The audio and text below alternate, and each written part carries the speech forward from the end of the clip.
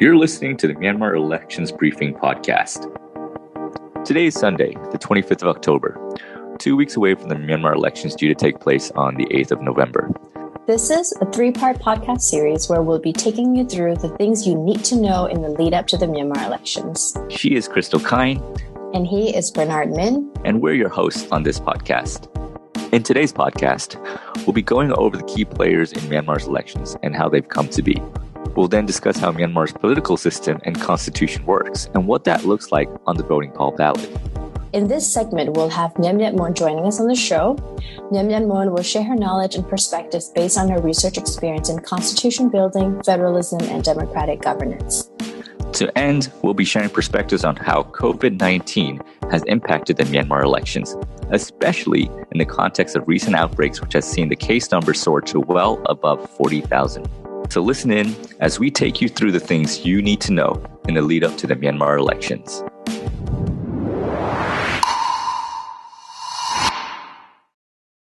So the ruling party today is the National League for Democracy, the NLD, who won a landslide victory in the last general elections in 2015. Due to the 2008 constitution drafted by the military, this means that the incumbent government is operating in a very unique situation.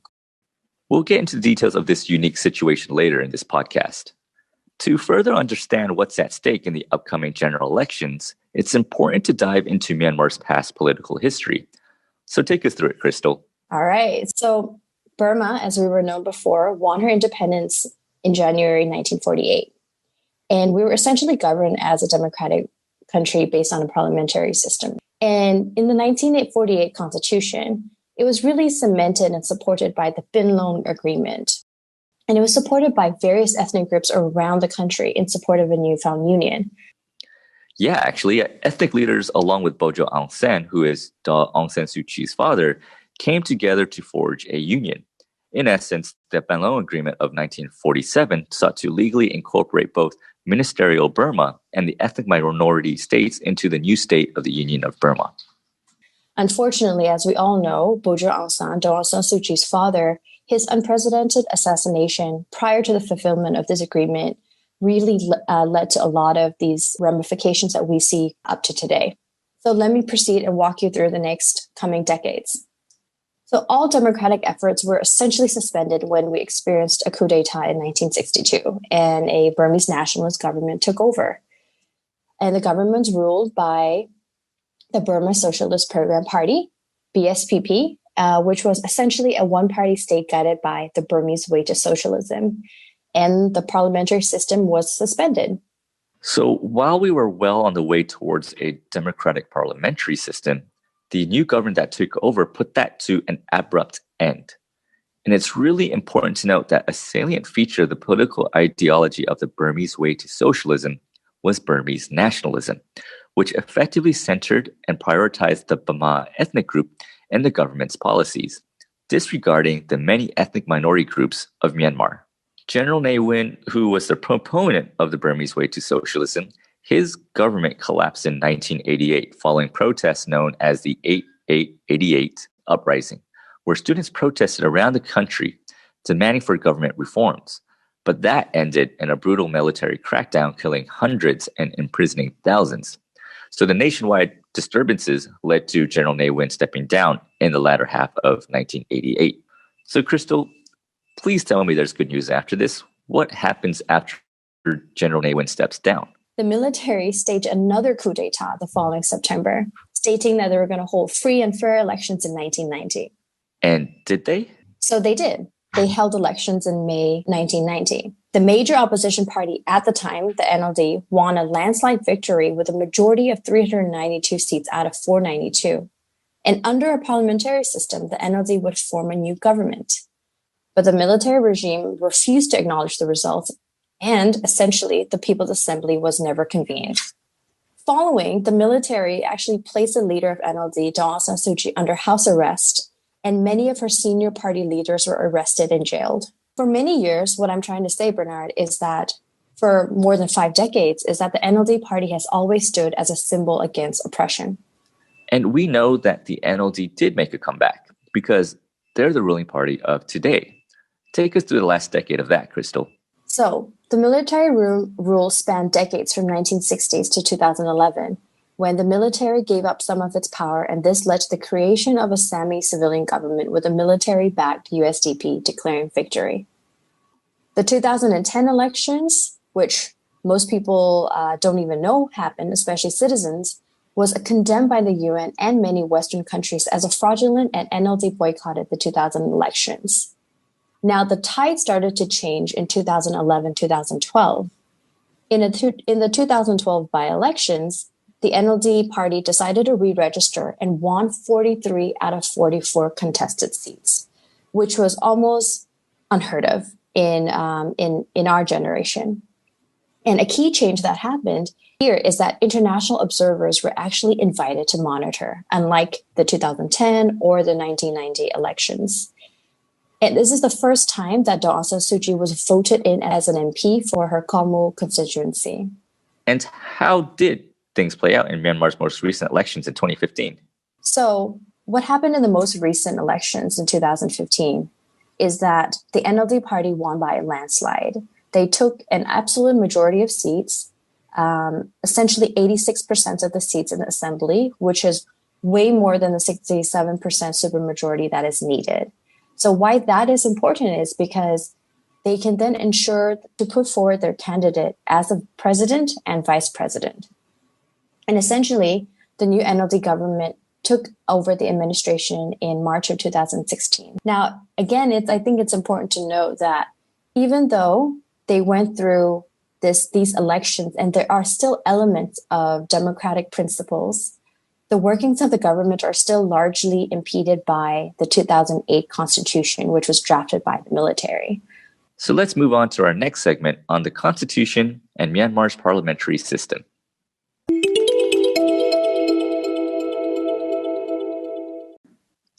The 2008 Constitution, which is the third and most current constitution, defines the state structure, legislature, executive, and judiciary branch, and other aspects of Myanmar's political systems. There are many factors in the constitution that limit the powers of the ruling party. For instance, the military still holds the right to 25% of the legislation, and the Ministry of Border Affairs, Home Affairs, and Defense are still under the complete control of the Commander-in-Chief of the military. We're joined by Myat Mong today, a master's candidate at the Lee Kuan Yew School of Public Policy in Singapore, who has research experience in constitution building, federalism, and democratic governance in Myanmar. Myat, can you explain to us how the military's involvement in the parliamentary system works? Yes. Krystal clearly mentioned that 25% of the non-elected members of the parliament appointed by the commander-in-chief, as well as 3 key ministries, which are in charge of the security forces, be it defense forces and the police forces, are under the complete control of the commander-in-chief.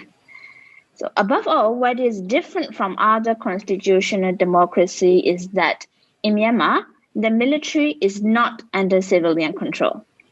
The constitution is drafted by the military, and it has the tendency to serve the interests of the military rather than the public. Have a look at the Article 6 of the constitution.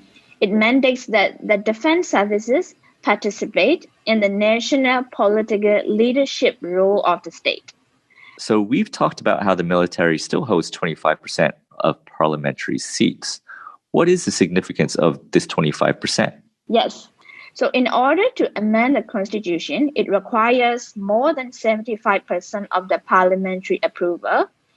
And with the 25% of the military personnel sitting in the parliament, there seems to be no way that this constitution can be amended. It blocks the elected representative from amending the constitution. More importantly, we need to have a look at the Chapter 11 of the Constitution, provision on the state of emergency. During the state of the emergency, the Constitution defers a lot of powers to the Commander-in-Chief. Article 420 even stated that the Commander-in-Chief can restrict or suspend one or more fundamental rights of the citizen during the state of emergency. So can you explain how the parliamentary house works? There are two elected parliament.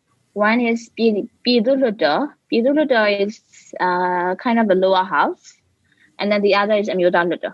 And the Myat is the upper house. Yeah, Amyuda is upper house. Yeah. So how does the allocation of seats work across the Pidurudo and the Myat? Pidurudo is based on the constituency township. If you have more township in your state and region, you have more seats. If you have less township, you have less seats. So there's no more than 330 Pidurudo representatives elected. Altogether is 440. The 110 are the military. That's right, because 25% of seats are reserved for the military. And then there's the Myat, which is the upper house. And I'm assuming that's not based on constituencies. That's not based on constitution. That's based on equal representation, equal number of representation from different states and regions. So how many seats are up for grabs in the Myat? At a maximum of 224 representatives, 168 representative elected in equal number of 12 representatives from each state and region. Say I'm from Yangon, I have 12. Say you are also from Mandalay, you also have equally 12. And also say you are from Kaya, which is a very small state, you also have 12. But then 56 are the representative nominated by the commander-in-chief. Right, the reserved military seats. What other important aspects of the constitution do you feel are important for Myanmar? I would say the role of the Constitution Tribunal. Although the role of the Constitution Tribunal is fundamentally to interpret the constitutional provisions and decide on the constitutional dispute, I assume that the tribunal roles should be expanded. As of now, the accessibility of the tribunal is very limited. Article 325, you will see only a few handful people from high-level political position, such as the president, the speakers of houses, chief justice, election commission chairman, chief minister, and 10% of the members of the parliament can submit cases to the Constitution Tribunal. But no one in the public has access to the Constitution Tribunal. In fact, the accessibility of the Constitution Tribunal should be expanded to a wider general public. Why am I saying this? Because the current constitution somehow allowed a certain degree of citizen rights, and violating the citizens' fundamental right by any government institution means that violating the constitutional provision. In this way, if Constitution Tribunal rules and accessibility is expanded, there's a lot we can do to protect the rights of the citizen. Thank you very much for sharing and being with us today, Myat. I'll see you another time. See you. As a result, we have to date managed to keep the virus under control. As of today, we have only about 300 infected cases and 6 cases of death. And recovery has also been good. That was Daw Aung San Suu Kyi in early July of this year, sharing Myanmar's laudable achievement in keeping the COVID-19 virus under control. But towards September, mid or end September, cases started to climb rapidly to the point where towards the end of September, we were confirming about 1,000 new cases per day. And we're seeing a dangerous resurgence of COVID-19 in Myanmar. As of today, Myanmar has recorded well over 40,000 infections and 1,000 deaths. We do want to end with this very important question. How has COVID-19 impacted the upcoming elections? So the government is struggling. The Ministry of Health and Sports has put into place many measures, such as social distancing, lockdown measures, as well as increasing testing capacities and social distancing and so forth. But what does this mean for the elections? In September, the opposition and some ethnic parties called for postponing the elections by a few weeks in the event the virus worsened. But what would happen if we were to postpone? Now let's take a look in the region and around the world, right? Myanmar is not the only country that's experiencing elections. If Myanmar were to postpone, we will not be the only one. For instance, according to an article in The Diplomat, 2/3 of all countries that are scheduled to hold elections in 2020 decided to postpone them. But on the other hand, we've also seen some countries proceed with their elections, such as South Korea, Singapore, and New Zealand. But what is important to note is that these countries that went ahead with their elections experienced the peak of COVID-19 cases many months prior. So the logic here is that they were able to hold these elections because they had very strong public health systems.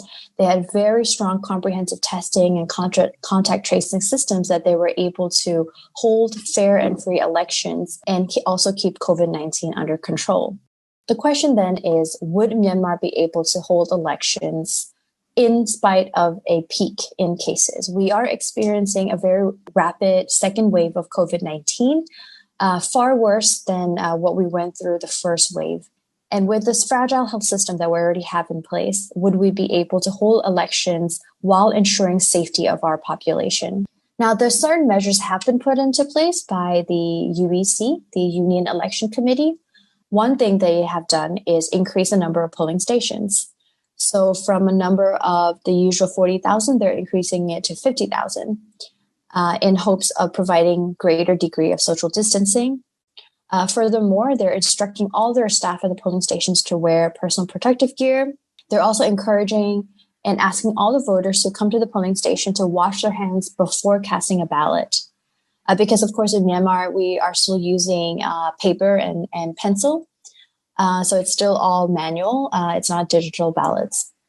And in the hopes that all of these measures will be able to reduce potential infection. But the challenge here is still whether the citizens who are registered to vote will still come out to the polling station on the day of fear of COVID-19, regardless of these measures that UEC have put into place. The ruling party has announced that the election will proceed on the 8th of November as planned. But what's at stake here? Why push through with the elections amidst the COVID-19 pandemic that seems to be worsening? Speculators believe that the move to press on with elections as planned is a matter of political stability. Now, the 2008 Constitution requires a new government to assume office by February of 2021. The absence of certainty in government, which may be the case if the elections are postponed for too long, may lead to a void of political leadership that may trigger the Myanmar military to assume leadership control as per its constitutional responsibility. A spokesperson for the NLD, Gomnyonya, further commented that delaying the elections will have little effect on the COVID-19 crisis, further implicating that political instability as a result of the absence of a formal government leadership may be a bigger threat. So we are at a crossroad where on one hand, we are trying to balance COVID-19 control and exercise good health leadership. And on the other hand, we also have to balance political stability. But there are some positives to report on COVID-19's impact on the elections. Like many other industries, COVID-19 has accelerated innovation and technology adoption in the Myanmar election process. In early October, the Union Election Commission, the body responsible for organizing and overseeing elections in Myanmar, launched a mobile phone app called mVoter 2020. App users can see the profile and photos of all almost 7,000 candidates contesting for seats at the union level and the state and regional level of parliament houses and assemblies. There's further information on the 92 political parties which will contest in the 2020 general elections. There's also other important information that's available on the app, such as polling date and stages of vote casting and how to complete procedures to ensure your vote is valid. So that's pretty much all we've got today. For all our listeners, thank you for tuning in today. You've been listening to the Myanmar Elections Briefing. We'll catch you next week in our next episode.